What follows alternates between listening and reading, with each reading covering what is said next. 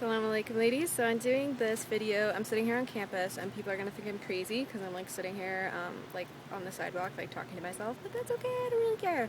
So I'm making this video because I just wanted to clear up some confusion about Shias and Shia beliefs and that sort of thing, and I'm thinking about maybe disabling comments on this video just because, you know, no matter what you say and no matter, you know, what evidence you present, there's still a lot of people out there that find like rude, nasty, and mean ways to try to hurt you and to try to get their point across.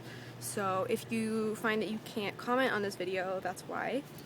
So I have 5 myths about Shias and Shiism that hopefully I'll get through. I have notes, so hopefully I'll be able to make it through all of these. So I'll try to get started. Myth number 1, Shias are idol worshippers. This is just not true. Oh, also let me just say that I'm part of the Ithna Ashari Shias, so the 12er Shias, so, and that's like the majority of Shias. The majority of Shias are Ithna Ashari or 12er Shias, so let me just say that. So Shias are idol worshippers. That's just not true. We don't pray to Ali, alayhi wasalam. We don't pray to Muhammad, sallallahu alayhi wasalam, or any of the 12 imams. We don't pray to Fatima. We don't pray to anybody but Allah. So that's just not true. Myth number 2. Oh, it's 2 o'clock. Myth number 2, Shias think Allah should have chosen Ali alayhi wasalam as the prophet. I don't even know where to start. This is so absurd. Like, that's totally absurd, not true. You know, we believe that Ali alayhi wasalam should have succeeded the prophet after Muhammad sallallahu alaihi wasallam's death. But we don't ever believe that Allah should have chosen Ali over the prophet. That's totally absurd. Myth number 3, Shias are promiscuous and engage in haram mutah. This isn't true either. Mutah is a type of nikah. It's a temporary marriage. It's an agreed upon marriage contract where both parties agree. A dowry is paid. Mutah is sunnah. It's sunnah. It's in the Quran, and there's a verse in the Quran 4:24 that states, "Then give those of these women you have enjoyed the agreed upon dower." And we believe that this refers to mutah, and this was actually the consensus of Sunnis as well. And mutah was allowed in the time of the Prophet, but mutah was revoked by the second caliph. But Shias don't believe that a caliph can revoke sunnah. We don't think that a caliph can do that, because how can you revoke the word of Allah and the opinions of the Prophet?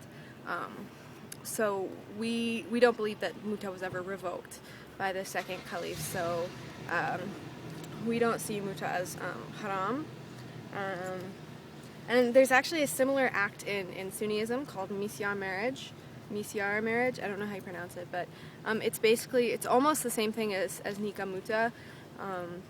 And it's, you know, a lot of Sunnis don't believe in misyar marriage, but there is like a parallel in Sunni Islam called misyar marriage that a lot of Sunnis believe, and it's really similar to mutah, so I don't really see why mutah should be so haram if there's parallels in Sunnism and it's you know, stated in the Sunnah. So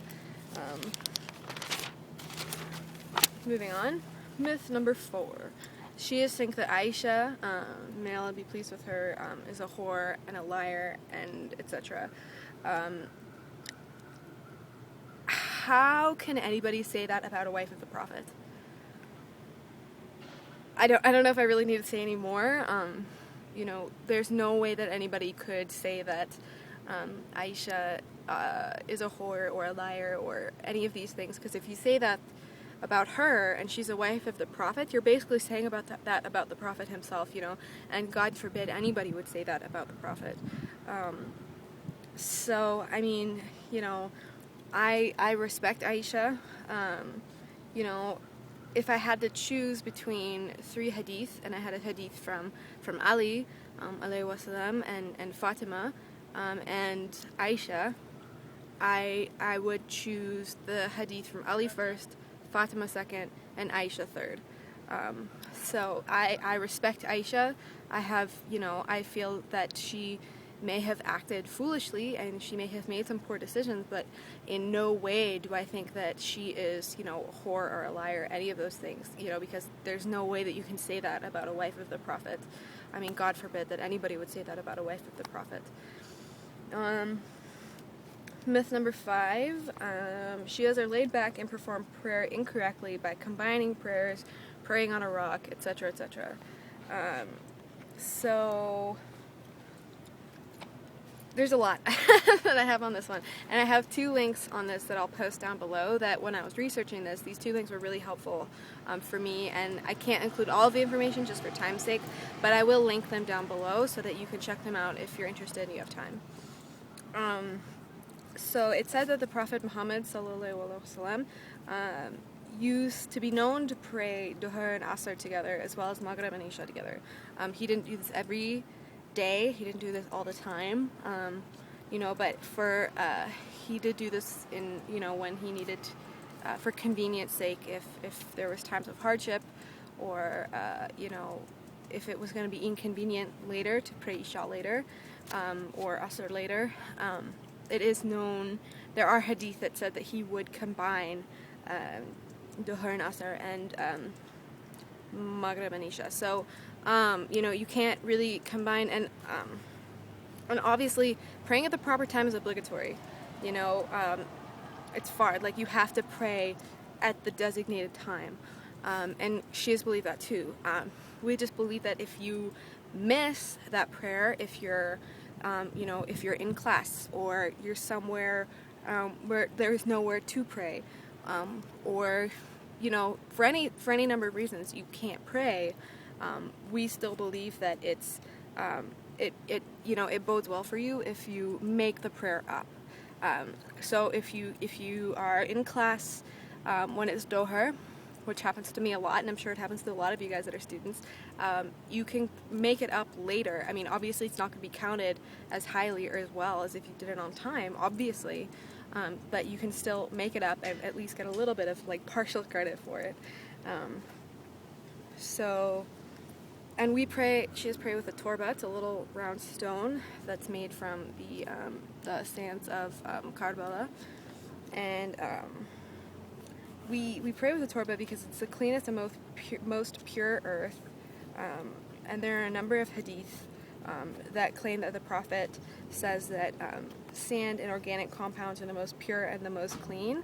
And I mean, you can think back to the hadith where, if you can't get to water to do wudu, you can do wudu with sand. So basically the turbah that we pray with is just sand from the desert at Karbala. So and what does it say? Yeah, so I mean, there's a whole number. There's a hadith. I can't remember, and I didn't write it down, which was kind of stupid of me, but I'll link. This is one of the links about the turbah. I'll link it down below. Talks about there's a hadith that the Prophet says, cover your foreheads and your nose in sand, to be pure or something. I'll link it down below. You can find it. Next, Shias, we pray with our arms down. We don't pray with them folded across our chest. We pray with our arms down.